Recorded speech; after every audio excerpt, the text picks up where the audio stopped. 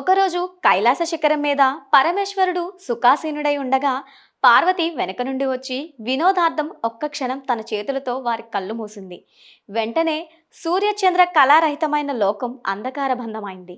ప్రజలు ఆందోళన పరులయ్యారు. దేవతలు ఓ ఈశ్వర, ఇదేమి అకాల ప్రళయం అని మొరపెట్టుకున్నారు. పరమేశ్వరుడు సర్వజ్ఞుడొకట వల్ల తక్షణమే ఫలానేత్రం తెరిచి ప్రజల ఆర్తిని పారద్రోలాడు. పార్వతీదేవి భయపడి చేతులు తీసింది. పరమేశ్వరుడు పలకలేదు. దేవి కంపించింది. స్వామి అనునయంగానే, దేవి మనకిది వినోదమే, కానీ నా కళ్ళు మూయడం వల్ల లోకం సూర్యచంద్ర రహితమైంది. ప్రజలు ఎంతో తప్పించారో చూడు. ఒక్క క్షణమే కదా అంటావేమో, మనకు క్షణమైతే లోకానికి అది యుగం కదా. ఇదేమి పని అని చల్లగా మందలించాడు. పరమేశ్వరుని ఆ అనునయ వాక్యం ఆలకించిన పార్వతి తన అపరాధం తెలుసుకొని లజ్జించి, ఈ పాప పరిహారార్థమై తపస్సు చేయగలను, అనుజ్ఞనీయండని పరమేశ్వరుని ప్రార్థించింది. లోకమాతవు నీవు, పాపమేమున్నది, తపస్సు చేయనక్కర్లేదు అన్నాడు శివుడు. ఆమెకు తృప్తి కలగలేదు. లోకమునకు ఆదర్శనీయంగా తపస్సు చేస్తానని ప్రాణేశ్వరుని ప్రార్థించి అనుమతి పొంది దక్షిణాభిముఖి అయి దైవి బయలుదేరింది.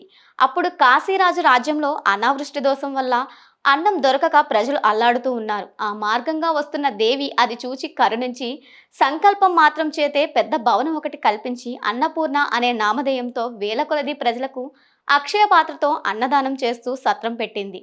కొద్ది రోజుల్లోనే ఆమె కీర్తి దశ దిశలా వ్యాపించింది.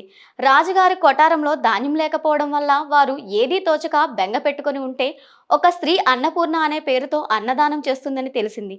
ఆ రాజు ఆశ్చర్యుడై, నాకు సాధ్యం కాని పని ఒక స్త్రీ వల్ల సాధ్యపడుతున్నదని, ఇదేమి వింత పరీక్ష అని కొన్ని గరిసెల ధాన్యం అరువుకి ఇవ్వవలసిందని వర్తమానం పంపాడు.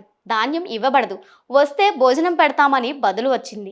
సరే చూద్దామని రాజు మంత్రులు మారువేషంలో వచ్చి పంక్తిలో కూర్చున్నారు. వడ్డించిన కొలది అక్షయమవుతున్న ఆ పదార్థజాలం చూసిన రాజు వివేకి గనుక ఇది మానవ సాధ్యమైన పని కాదు, ఈమె దివ్యాంగనియే అని నిశ్చయించుకొని భోజన అనంతరం ఆమెకు భక్తి శ్రద్ధలతో నమస్కరించి, తల్లి నీవు మా ఇంట నిలిచి నన్ను కృతార్థుని చెయ్యి అని ప్రార్థించాడు. అమ్మ అతని భక్తికి మెచ్చి నిజరూపంతో నిలిచి, అప్ప నీ భక్తికి సంతోషించాను. ఇక్కడ నేనిన్నాళ్ళు నివసించి ఉన్నందువల్ల నీ ఈ దేశంలో అనావృష్టి దోషం తొలగిపోతుంది. వర్షం కురిస్తే ఈ క్షామం ఉండదు. నేనిక ఇక్కడ నిలవిచేందుకు వీలు లేదు. దక్షిణాముఖినై తపస్సు చేయడానికి వెళ్ళాలి. నీవు సుఖివై ప్రజలను పాలించు అని దేవి అంటే మాకు సెవ్యమానవై ఉండమని రాజు ప్రార్థించాడు. సరేనని దేవి అనుగ్రహించి వెళ్ళిపోయింది. వెంటనే వర్షం కురిసి దేశమంతా సుభిక్షమైపోయింది. ఆమె నివసించిన పుణ్యస్థలమే ఇప్పుడు అన్నపూర్ణాలయమని చెప్పబడుతుంది. దేవి అన్నపూర్ణగా వెలిసిన కారణం ఇదే.